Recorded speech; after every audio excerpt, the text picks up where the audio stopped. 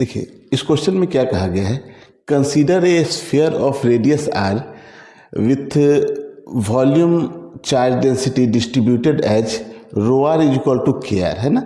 यहाँ पे जो वॉल्यूम चार्ज डेंसिटी जो है ना वो वेरिएबल है और उसका एक इक्वेशन दे दिया गया है कि जो रो आर है वो कितना है, के आर है ना।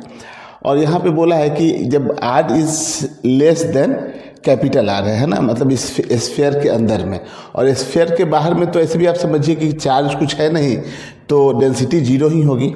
तो हम लोग को इलेक्ट्रिक फील्ड फाइंड करना है यहाँ से कुछ आर डिस्टेंस, मतलब स्फीयर के आउटसाइड में। यहाँ पे बोल दिया गया है कि स्मॉल आर की जो वैल्यू है ना वो ग्रेटर देन कैपिटल आर है, मतलब कि आउटसाइड में आपको इलेक्ट्रिक फील्ड फाइंड करना है और यहाँ 4 ऑप्शन दिए गए हैं।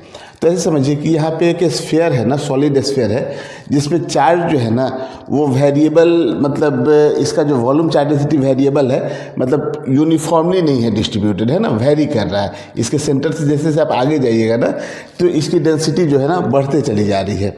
तो हम लोग को यहाँ पे इलेक्ट्रिक फील्ड फाइंड करना है। तो जब हम लोग को आउटसाइड में इलेक्ट्रिक फील्ड फाइंड कर, देखिए इनसाइड में अगर फाइंड करना रहता तो हम लोग जहाँ पे निकालते उसके अंदर वाले चार्ज के कारण कितना होगा इलेक्ट्रिक फील्ड वो निकालते। जब हम लोग को आउटसाइड में निकालना है ना तो हम लोग ऐसा मानते हैं कि ये पूरा का पूरा जो चार्ज है ना इसके सेंटर पे कॉन्सेंट्रेटेड है, तो इसके सेंटर से यहाँ आर डिस्टेंस पे जो इलेक्ट्रिक फील्ड होगा ना, जो पॉइंट चार्ज के लिए इलेक्ट्रिक फील्ड होता था ना उसी के बराबर हो जाएगा। तो यानी कि यहाँ पे जो इलेक्ट्रिक फील्ड हम लोग लिखेंगे ना, इस पॉइंट पे जो इलेक्ट्रिक फील्ड लिखेंगे E इज इक्वल टू वो कितना हो जाएगा 1/4 पाई एप्सिलॉन नॉट, है ना। और जो ये टोटल चार्ज जो होगा ना वो टोटल चार्ज, और ये डिस्टेंस आर है तो आर का स्क्वायर। तो बस हम लोग को अब ये चार्ज फाइंड कर लेना है, ठीक है। तो देखिए हम लोग चार्ज यहाँ पे निकालते हैं।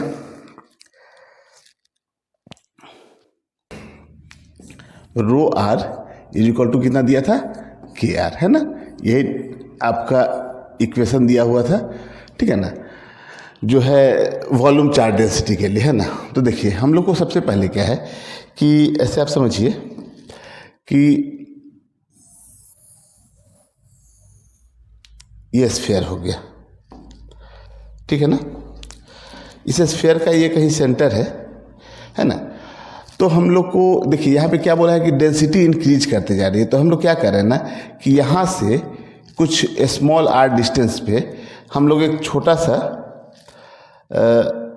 स्फीयर बना लेते हैं ना, एक स्फीयर बना ली है ना, ठीक है, कोई दिक्कत नहीं है।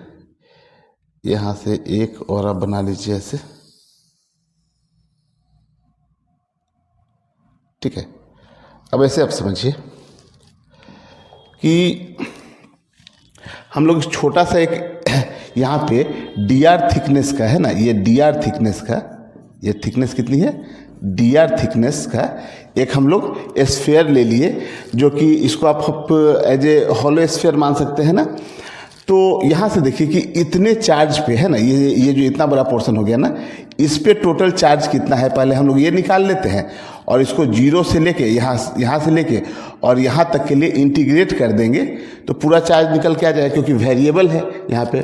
तो देखिए सबसे पहले तो क्या है कि अगर हम लोग को इतने में पे चार्ज कितना है अगर वो निकालना है ना हम लोग को, तो हम लोग को फॉर्मूला देखिए, ये जो इस पे जो टोटल मान लेते हैं कि जो चार्ज होगा ना वो डी क्यू होगा।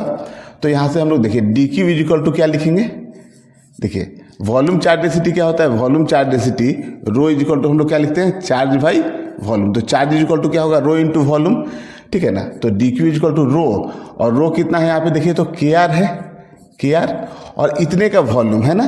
तो देखिए हम लोग क्या करते हैं ना कि अगर इस तरीके का रहता है तो या तो एक तो तरीका ये है कि आप पूरे आउटर वाले का वॉल्यूम निकालिए और इनर वाले का जो है ना, आपको जो सर्कल दिख रहा है ना, इनर वाले स्फीयर का वॉल्यूम माइनस कर दीजिए तो निकल के आ जाएगा। दूसरा तरीका क्या है ना कि इसके थिकनेस को स्फीयर के एरिया से मल्टीप्लाई कर दीजिए, ठीक है, तो उससे वॉल्यूम निकल आता है। तो देखिए इसका थिकनेस कितना है, इसका थिकनेस है डी आर। तो इसको हम लोग क्या किए कि डी आर है ना, इसके थिकनेस को किससे मल्टीप्लाई करना है, स्फीयर के एरिया से। तो इस स्फीयर का जो एरिया होगा वो कितना, स्फीयर का एरिया होता है 4 पाई आर स्क्वायर। तो यहाँ से हम लोग कितना लिखते हैं 4 पाई आर स्क्वायर। यहाँ तक समझ में आ रहा है ना। तो ये वैल्यू जो हम लोग यहाँ पे लिखे हैं d r into 4 pi r square, ये जो एलिमेंट्री पार्ट जो लिए हैं हम लोग ना, जो कि एक एज ए हॉलो स्फीयर की तरह बिहेव करेगा, तो इसी हॉलो स्फीयर का वॉल्यूम लिख रहे हैं हम लोग, ठीक है ना। तो ये आपका चार्ज आ गया टोटल, है ना। और हम लोग को जब यहाँ से लेके इसके सेंटर से लेके और यहाँ पे इसके सर्कमफेरेंस तक जो ये पॉइंट है ना, यहाँ तक के लिए इंटीग्रेट अगर करना होगा तो इसका लिमिट आप कितना लेंगे, 0 से लेकर और कैपिटल R तक। बस हम लोग को ये इंटीग्रेट कर लेना है, ठीक है ना। और डी क्यू जो है टोटल इंटीग्रेशन जो इसका करेंगे तो हम लोग इसका इंटीग्रेशन कितना हो जाएगा, क्यू। तो बस हम लोग को ये इंटीग्रेट कर लेना है, यहाँ से चार्ज निकल के आ जाएगा। जो कांस्टेंट टर्म है उसको बाहर निकाल दीजिए। तो कांस्टेंट क्या क्या है, देखिए तो 4 है, पाई है, के है। तो के, 4 और पाई ये तीनों को बाहर निकाल दिए, ठीक है ना। तो इंटीग्रेशन जब आप करेंगे 0 से लेकर R तक के लिए तो बचा क्या है यहाँ, देखिए तो एक R यहाँ है और यहाँ पे R² है, यानी कि R³ है ना, और इंटू DR, यही रह गया ना। तो यहाँ से हम लोग को इंटीग्रेशन आता है अच्छे से करना, ठीक है ना। इंटीग्रेशन इसका कितना हो जाएगा, R³ है तो R⁻³ + 1 अपॉन 3 + 1 मतलब कितना हो जाएगा, R⁻4 और अपॉन 4, है ना। तो देखिए 4 से 4 कैंसिल हो गया यहाँ पे। और ये लिमिट जब आप रखेंगे 0 से लेकर कैपिटल R, तो अपर लिमिट ही रखेंगे, लोअर लिमिट तो 0 है। तो देखिए यहाँ पे कितना हो जाएगा, पाई इंटू के और इंटू R⁻, कितना हो जाएगा, 4। तो ये अपना टोटल चार्ज निकल के चला गया है, ठीक है। तो E की वैल्यू कितनी हो गई, 1/4 पाई एप्सिलॉन नॉट, और ये वैल्यू कितनी निकल के आई है, पाई के R⁻4,